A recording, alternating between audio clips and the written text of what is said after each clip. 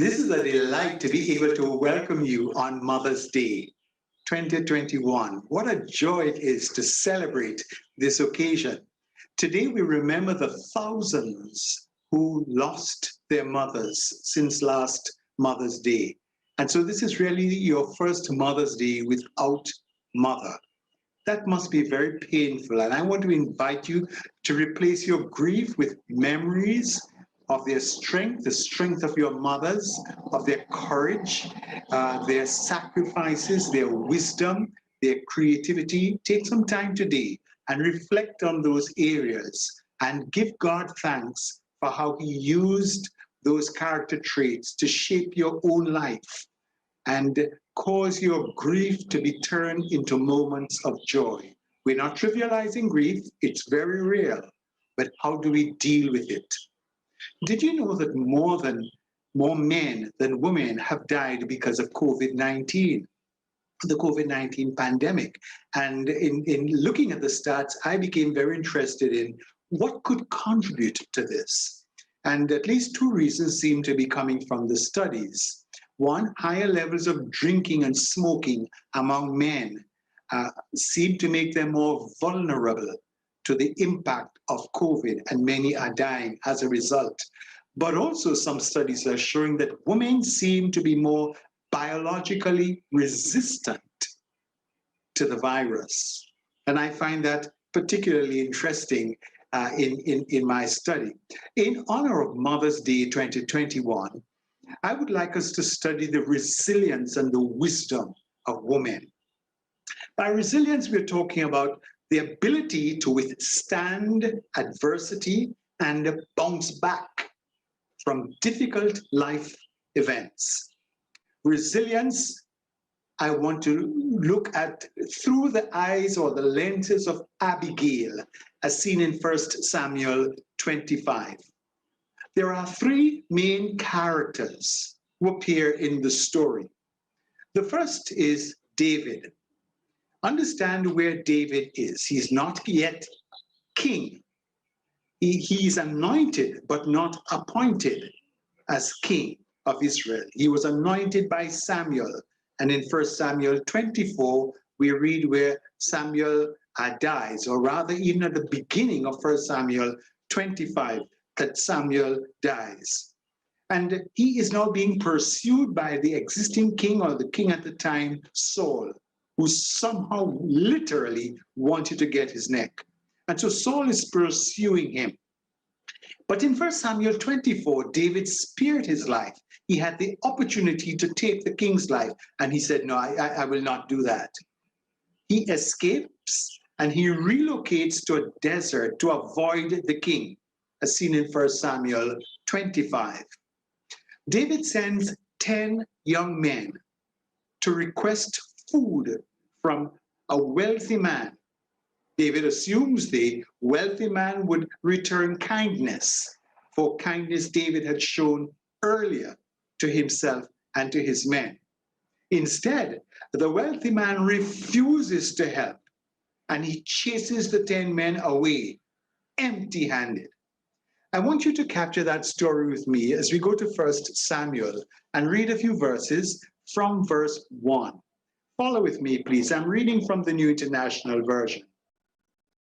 Now Samuel died, and all Israel assembled and mourned for him. And they buried him at his home in Ramah. Then David moved down into the desert of Maon. A certain man in Maon who had property there at Carmel was very wealthy. He had 1,000 goats, he had 3,000 sheep, which he was sharing in Carmel. His name was Nabal, and his wife's name was Abigail. She was an intelligent and beautiful woman, but her husband, a Calebite, was surely and mean in his dealings. While David was in the desert, he heard that Nabal was shearing sheep. So he sent 10 young men and said to them, go to Nabal at Carmel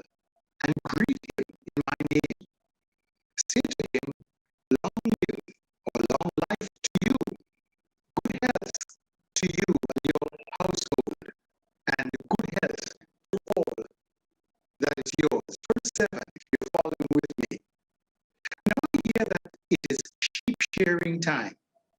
When your shepherds were with us, we did not mistreat them, and the whole time they were at Carmel, nothing of theirs was missing.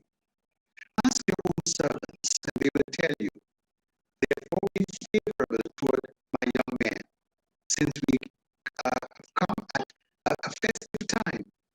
Please give your servants and your son David whatever you can find for them. When David's men arrived, and they gave Nabal this message in David's name, then they waited. Nabal answered David's servants, "Who's David? Who's this son of Jesse? Many servants are breaking away from their masters these days. Why should I take my bread and water, and the meat I have slaughtered for my shearers, and give it to men that are coming from who knows where?" When David's men turned around and went back, when they arrived, they reported every word. David said to his men, "Put on your swords." So they put on their swords, and David put on his. About 400 men went up with David, while 200 stayed with the supplies. In other words, the stage was set for battle. Nabal set it up really, if we were to look at it. In verse 2, we learned he is a wealthy businessman. In verse 3, he was churlish, according to the King James Version. He was churlish and evil in his doings. In other words, he was crass, he was impolite, he was coarse, he was rude, he was short-tempered, he was mean. He was ungrateful and disrespectful, says verse 11 and verse 10. He was considered wicked by his servants, as we would see in a second. He was a callous drunkard, that comes up later in the chapter. His demeanor created a crisis. And so here are two of the three key characters in the story. David, we note, seeking help from someone he helped. Nabal, who had the ability to help, and he chooses not to. And the stage is set for conflict in that David says, okay, and that's how he is going to deal with me. I'm going to show him who has real power. And so David musters his men, some 400 of them, and they are now getting ready to go into battle. But look what's going to happen from verse 14. Come with me again. 1 Samuel 25, I'm going from verse 14. One of the servants told Nabal's wife, Abigail, David sent messengers from the desert to give our master his greetings, but he hurled insults at them. Yet these men were very good to us. They did not mistreat us, and the whole time we were out in the fields near them, nothing was missing. Night and day they were a wall around us. All the time we were herding our sheep near them. Now think it over and see what you can do, because disaster is hanging over our master and his whole household.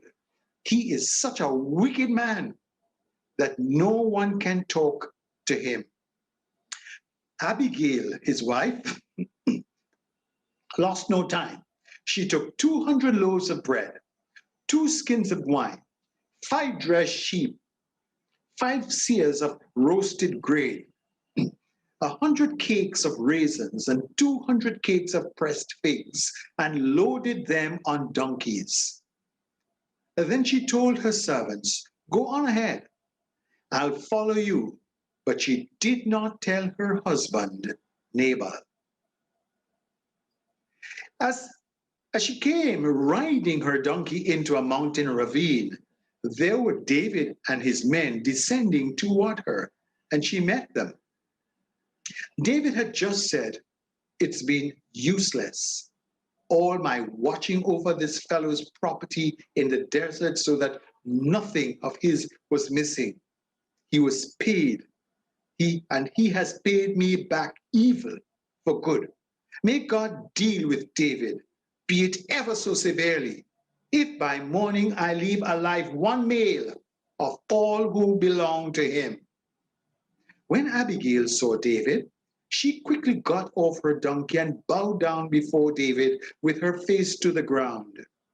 She fell at his feet and said, "My lord, let the blame be on me alone. Please let your servant speak to you. Hear what your servant has to say.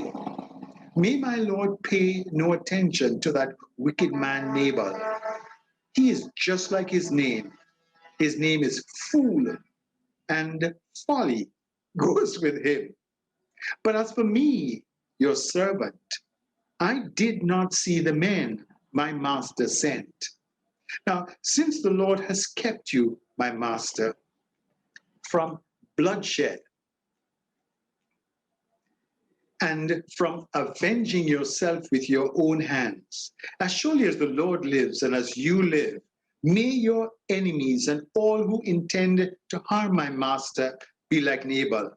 And let this gift which your servant has brought to my master be given to the men who follow you. Please, please forgive your servant's offense, for the Lord will certainly make a lasting dynasty for my master, because he fights the Lord's battles. Let no wrongdoing be found in you as long as you live. Even though some are pursuing you to take your life, the life of my master will be bound securely in the bundle of the living by the Lord your God. But the lives of your enemies he will hurl away as from the pocket of a slave. When the Lord has done for my master every good thing he promised concerning him, and has appointed him leader over Israel, my master will not have on his conscience the staggering burden of needless bloodshed, or have avenged himself. And when the Lord has brought my master success, remember your servant. Wow, what an appeal.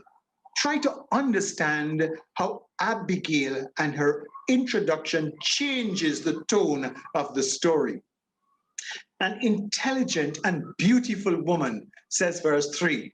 A woman of good understanding and of a beautiful countenance, says the King James Version regarding verse 3. In verse 17, we read, she's invited to intervene regarding the pending crisis. She responds promptly. In that verse 18 says, she made haste.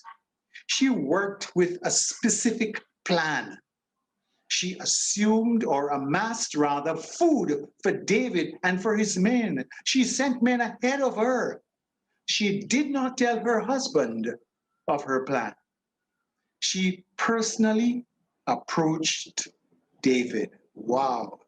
I just see intentionality. I just see strategy. I just see care. I just see a deliberate attempt to be winsome to David. She approached him with humility and with respect. She dissuaded David from shedding blood. She sought David's forgiveness for her husband's stupidity. She prayed God's blessing upon David. Now, I know he has my name and I respect David and whatnot and whatnot. I try to picture myself in that position. I have the power in that I have the military backing. I can wipe out every single man. But here before me is a beautiful and an intelligent woman who is able to diffuse the tension that her husband caused. And David, we read in the text, blessed Abigail for her good judgment. We've got to read it. Look at verse 32. This is how David says. David said to Abigail, "Praise be to the Lord, the God of Israel, who has sent you today to meet me. May you be blessed for your good judgment and for keeping me from bloodshed this day, and for avenging myself with my own hands. Otherwise, as surely as the Lord, the God of Israel lives, who has kept me from harming you, if you had not come quickly to meet me, not one male belonging to Nabal would have been alive by daybreak. Wow. What an intervention that she did to remove that tension where two men were going at it. Nabal was not expecting David, but David had the power, the military might to be able to destroy Nabal, to crush him. I have a question here. What can we learn from Abigail on this Mother's Day in terms of her approach? She capitalized on her position as a woman. She brings to the table a personality. She brings to the table strengths that women possess. And today we want to recognize those strengths and salute those strengths. She was respectful as a woman by her employees. Could you imagine? You dare go to the boss's wife and say your boss is a fool? But somehow it tells me there was a relationship between Abigail and the persons that were employed, to herself and to her husband, that they could feel free to speak to her in this way, not disrespectful, but recognizing the unusual ability and power that she had. She implemented a crisis resolution plan. She accepted responsibility and sought forgiveness. Now, she did not know what was going on, but she wanted to change the tempo. She changed the culture. She changed the spirit of arrogance, the militant spirit. She used what she had, and she brought about a difference. She showed honor to her opponent. She was non-confrontational in her approach. Because of her attitude, the crisis was averted. And I salute that Abigail spirit. Softer skills do not necessarily mean weaker skills. The words, "I am sorry, honey," can prove to be the best Mother's Day gift from a husband to the person who has given him a child or children. Negotiation brings about better results than bullyism. I think of the words from Proverbs 15. It says, "A gentle answer turns away wrath, but it's a harsh word that stirs up anger." And in the New Testament, we have in the book of James, in chapter 1, my dear brothers and sisters, take note of this. Everyone should be quick to listen, slow to speak, and slow to become angry, because human anger does not produce the righteousness that God desires. As I meditated on this message over and over, I could not help but look within as a father, as a grandfather, and admit, even before I was married, I functioning as a child, children responded differently to a dad as opposed to a mom. Very often, dad is the stern one. Pick up your shoes. Do this. Get this done. Get this done. And there's something we call a macho image that sometimes does not augur well in crises.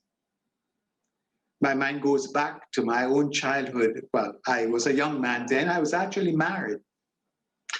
And I recall on one occasion when my dad came home from a service, he seemed to have forgotten his keys. He lived upstairs. We lived downstairs, and another brother of mine lived on the other side downstairs. And so I want you to picture the situation. Upstairs is dark. Dad and mom have come home after a church service. Dad realizes that he does not have access to his place. But my brother, who lived on the other side, he knows how to get in. So my dad goes to his back door and he knocks and he calls. His name is Joseph. Is Joseph? Joseph? No answer. Joseph? No answer. And so in frustration, my dad walks away wondering now, what next can I do? And my mother walked around the side and knocked on the window nearest to Joseph's bedroom. And she said something like this, son, could you help us please? We need to get in. Okay, mommy, I'll be there shortly.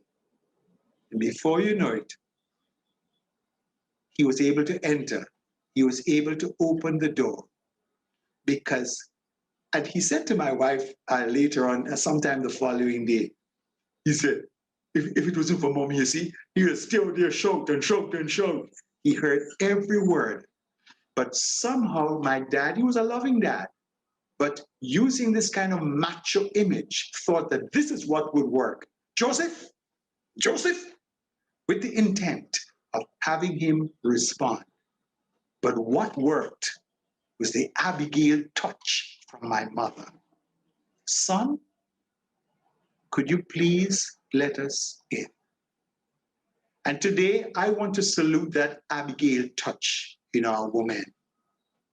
Many children have been saved from excessive and abusive discipline because of mothers with the Abigail touch. And today we salute you. I suggest to you that Abigail touch is a Christ-like spirit that must be celebrated. Hence this Mother's Day, I salute all you Abigails and the Abigail touch that you bring to life, the softness that you bring. Always remember, softer skills do not necessarily mean weaker skills. When Jesus talked about blessed are the meek, he was not saying blessed are the weak. Meekness is controlled strength. And our women have that strength, and they control that strength and display meekness very often. If there's a woman listening to me today, and you're saying to me, sir, you don't know me. You don't know when I was born, because people under my sign of the zodiac, they just tell you off. And so I can't help it. I have news for you. The signs of the zodiac have nothing to do with this.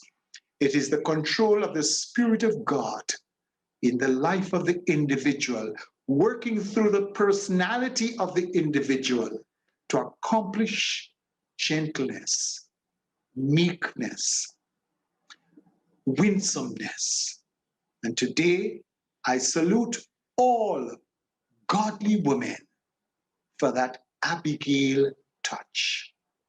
And if you don't know how to display this Abigail touch, my recommendation would be you find the Savior who says, come to me, all ye who labor and are heavy laden, I will give you rest. He will give that Abigail touch to any woman who should seek him today. Seek him, you will find him and be able to utilize the Abigail touch in you. Happy Mother's Day, and God bless you.